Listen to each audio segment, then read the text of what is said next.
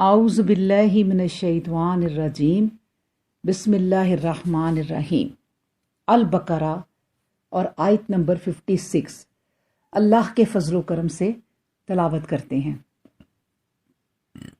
ثم بعثناکم من بعد موتکم لعلکم تشکرون۔ ثم پھر بعثناکم اٹھایا ہم نے تمہیں، من بعد موتکم تمہاری موت کے، لعلکم تاکہ تم تشکرون تم شکر ادا کرو، تم اللہ کا شکر کرو۔ تو اس کا ترجمہ ہوگا کہ پھر ہم نے تم کو اس ہلاکت سے بچا کر اٹھا کھڑا کیا تاکہ اپنے آپ کو نعمت الہی کا قدر شناس ثابت کرو۔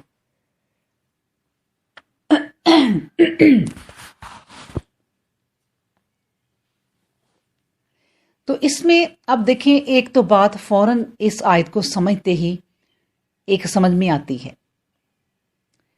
کہ ثم بعثناکم من بعد موتکم، کہ اللہ تبارک و تعالیٰ نے انہیں موت کے بعد اٹھا دیا۔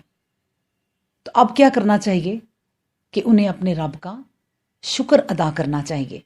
اب دیکھیں، بنی اسرائیل کو ایسے جنگل یا ریگستان میں رہنا پڑا جہاں نہ تو پانی تھا اور نہ ہی کوئی درخت۔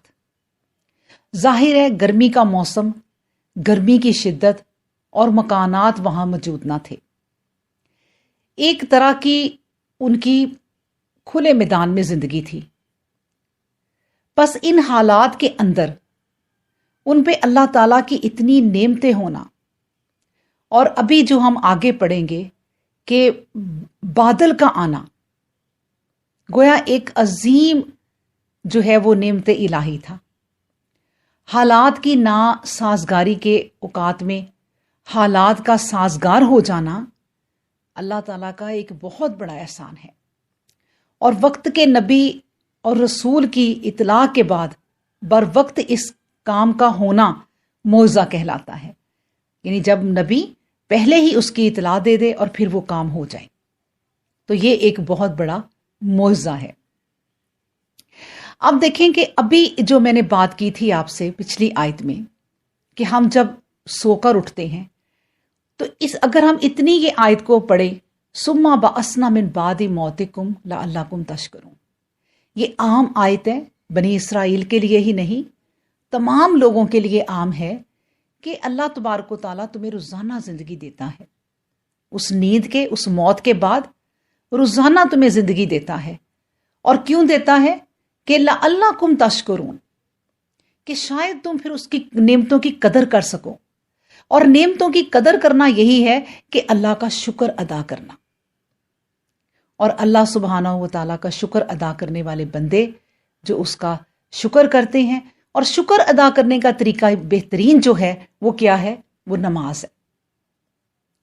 نماز پوری کی پوری دیکھا جائے تو دعا ہے، جس میں اللہ سبحانہ و تعالیٰ کے آگے جھک کر انسان جو ہے وہ اپنے رب کا شکر ادائی کرتا ہے۔ تو بہترین طریقہ نماز ہے، اور جب وہ اللہ کا شکر ادا کرتا ہے تو اللہ اسے اور اپنی نعمتیں عطا کرتا ہے اور اسے نعمتیں دیتا ہے۔ اللہ اکبر۔ تو نبی کریم صلی اللہ علیہ وآلہ وسلم نے فرمایا کہ آخرت میں ہر نعمت کے بارے میں انسان سے سوال ہوگا، ہر نعمت کے بارے میں۔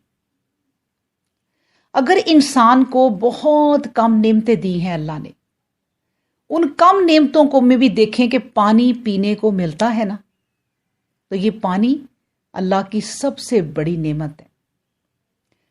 جیسے سورہ ملک میں آخری آیت ہے کہ اگر تم صبح اٹھو اور تمہیں پانی نہ ملے، زمین پانی اندر کو کھینچ لے، تو تم کیا کرو گے؟ تو یہ ایک غریب سے غریب انسان کے لیے بھی بہت بڑی نعمت ہے۔ تو پھر ان نعمتوں کا جو قدرتی طور پہ ہمیں مل رہی ہیں، ہم ان کا شکر ادا نہیں کرتے، تو وہ لوگ جن کو اللہ تبارک و تعالیٰ نے اس دنیا میں بے شمار دولت سے نوازا، بے شمار نعمتیں دی ہیں، وہ کیا کریں گے؟ اس لیے کوشش کرنی چاہیے انسان کو کہ اپنی زندگی سادگی سے گزارے، زندگی کو آسان کریں، سادگی کی طرف لائیں، اپنی چیزیں، اپنے گھر کے تمام لوازمات اتنے رکھیں جتنی ضرورت ہے، کیونکہ ہر چیز کا حساب دینا پڑے گا۔ اللہم حاسبنی حسابا یسیرا، اللہ سے دعا کریں کہ اللہ تعالی ہم سے آسان حساب لے۔ اللہم لا تخزنی یوم القیامہ، اور اللہ قیامت کے دن رسوا نہ کرے، رسوائی سے بچا لے اور ہمیں اپنا شکر گزار بندہ بنا لے۔ وآخر الدعوانا ان الحمد للہ رب العالمین۔